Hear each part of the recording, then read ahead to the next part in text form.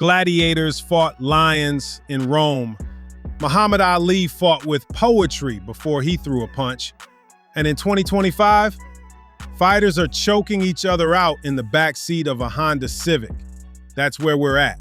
Combat sports in the carnival age. The cage doesn't just mean MMA anymore. It might mean armor, skates, TikTok filters, or a podium where the only defense is how well you can eat a slap to the jaw. Now, don't get it twisted. Spectacle isn't new. It's always been baked into the fight game. The Romans didn't care about clean jabs. They wanted lions, blood, and story. Jack Johnson barnstormed whole towns just to prove a point. Joe Louis built the Bum of the Month Club to keep headlines moving. And Ali?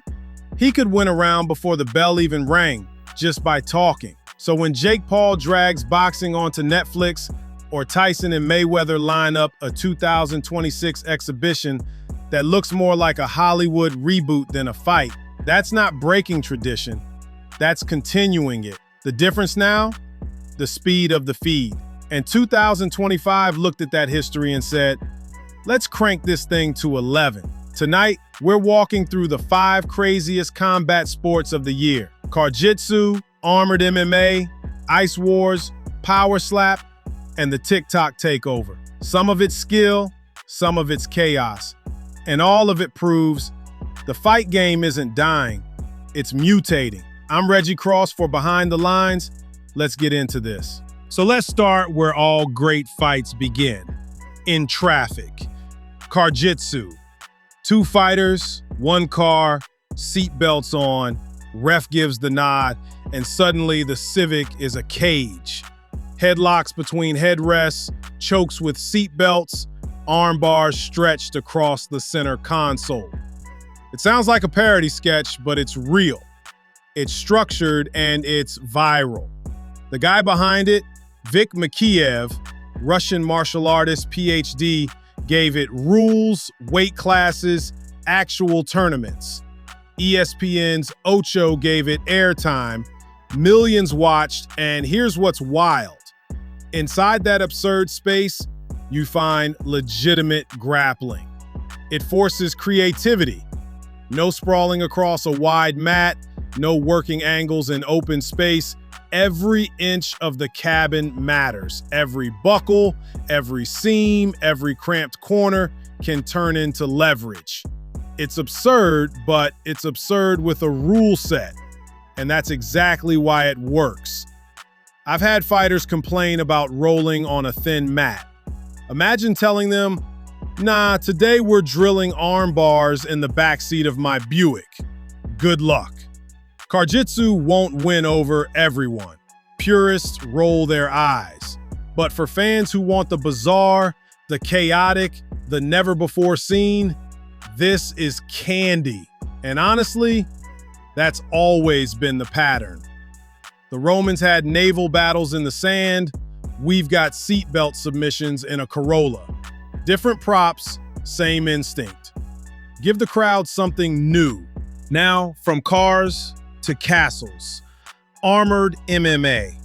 Fighters suiting up in helmets, chainmail, even shields, and stepping into a cage. Picture Game of Thrones, except instead of plot lines, it's 2 guys in plate mail winging haymakers until one drops. Steel on steel, fists on helmets. The kind of spectacle that sounds like a Renaissance fair until the bell rings and fans show up. Places like Canton, Ohio have hosted Championship Fest. People pack the seats because who hasn't wondered, just once, how a night would fare in the octagon? From a skill perspective, let's be honest, this isn't about slick combinations. And 100 pounds of armor, footwork is survival. Throwing a jab feels like trying the shadow box underwater. But for spectacle fans, that clang of steel is its own soundtrack. It scratches an itch no clean combo ever will. I thought cutting 20 pounds of water weight was torture. Try doing it in plate mail. That's medieval cardio nobody signed up for. It's not pure, but purity has never been the only currency in this game. The Romans had gladiators in helmets. The Middle Ages had jousts. 2025 has knights in cages. The armor changes, the craving doesn't. And if you're the fan who values the craft, you can dismiss it. But if you're the fan who wants the spectacle, this is exactly your lane. Now from the castle to the ice rink, Ice Wars. Imagine bare-knuckle fighting, already chaotic on its own, and then add skates. Fighters sliding across the rink, gloves strapped on, trading bombs while trying not to faceplant. On the surface, it may sound like a weird idea born from a group of drunk Canadian friends, and maybe it was, because it's real. BKFC spun it up this year and branded it as Ice Wars, hockey brawls without the hockey. And because spectacle attracts spectacle, Conor McGregor is bought into it. The man's a magnet for chaos. If there's a headline, he'll find it. Now, those third period scraps hockey fans used to wait for, they're the entire show. Here's the truth. This isn't a seminar in technique. Balance is gone before the first punch lands. Footwork, out the window. It's haymakers and survival. But that's the point. If you're a purist, it's messy. If you're a nostalgia junkie who lived for gloves dropping on the ice, this is pure dopamine. Ice Wars says footwork is optional. Just swing and pray your skates don't betray you. It's ridiculous, yes, but it's ridiculous with structure, and that's why it sells. Because at the end of the day, Ice Wars is just another remix of the old formula. Different surface, same chaos. And then we hit the one that splits rooms in half. Power slap. 2 fighters, 1 podium, no defense, no dodging, just open hand bombs until somebody can't continue. Dana White packaged it, branded it, and turned slap videos into a league. And the numbers don't lie. Millions watch. From a skill perspective, it's brutal to watch. No guard, no setups, just head trauma waiting for its turn. Doctors call it reckless. Scotland banned it, and still it thrives. Why? Because spectacle finds an audience. Always has, always will. Paige VanZant stepped in, slapped her way to a win, and suddenly her name was back in headlines.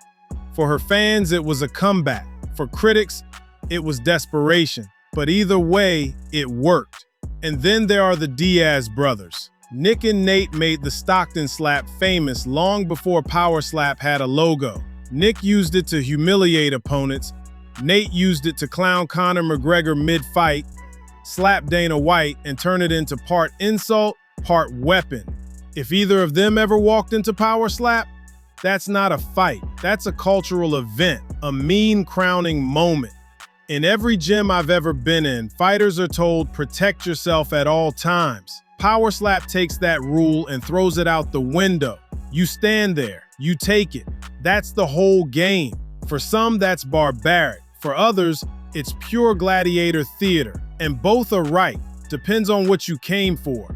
Not every spectacle this year was a new sport. Some of it was the old sport living on a new stage. TikTok. Sean O'Malley's rainbow hair and sniper knockouts, TikTok candy. Ilia Topuria's cold charisma, clips on repeat. Paige Pimblett, he doesn't just fight, he trends. His cheat meals, his goofy promos, his whole vibe is content. Fighters aren't just chasing belts anymore, they're chasing feeds. For the purist, this is maddening. Fighters grinding through the ranks get skipped while someone else leaps the line because their clip went viral. But for a new wave of fans, TikTok is the entry point. 15 seconds, 1 knockout, 1 quote. That's enough to hook someone into watching the whole fight. Keeping it real though, promoters have always followed the crowd. Dempsey fought exhibitions at carnivals. Ali turned weigh-ins into poetry slams. Today, the scroll decides the booking. Different platform, same hustle. So here we are. Cars turned into cages, knights reborn in octagons, hockey fights repackaged as leagues, slaps sold as paydays, fighters chasing algorithms instead of belts. Some fans look at that and say, this is the death of combat sports. Others say, this is the best it's ever been. Me, I say it's both, and honestly, neither. Because combat has always walked two paths, the path of the craft and the path of the carnival. As a former fighter and trainer, I'll always lean toward the craft. I grew up in the square circle. I loved the setups, the feints, the moment a perfect counter ends a fight before the brawl even starts. That's the art. To me, that's the heartbeat of this sport. But I can also acknowledge the other path. Some fans don't want chess. They want collisions. They want chaos. They want a story they've never seen before. And there's nothing wrong with that. Different kinds of combat for different kinds of fans. Different cages, different crowds. That's the secret sauce. That's what keeps the fight game alive. Because on any given night, you might see both, the beauty and the absurd, the discipline and the spectacle. And when that happens, that's the magic. Combat will always change its costume, but the show never leaves town. I'm Reggie Cross. This is Behind the Lines. If you're feeling the vibe, hit subscribe, and remember, height fades, legacy don't. Peace. 745 with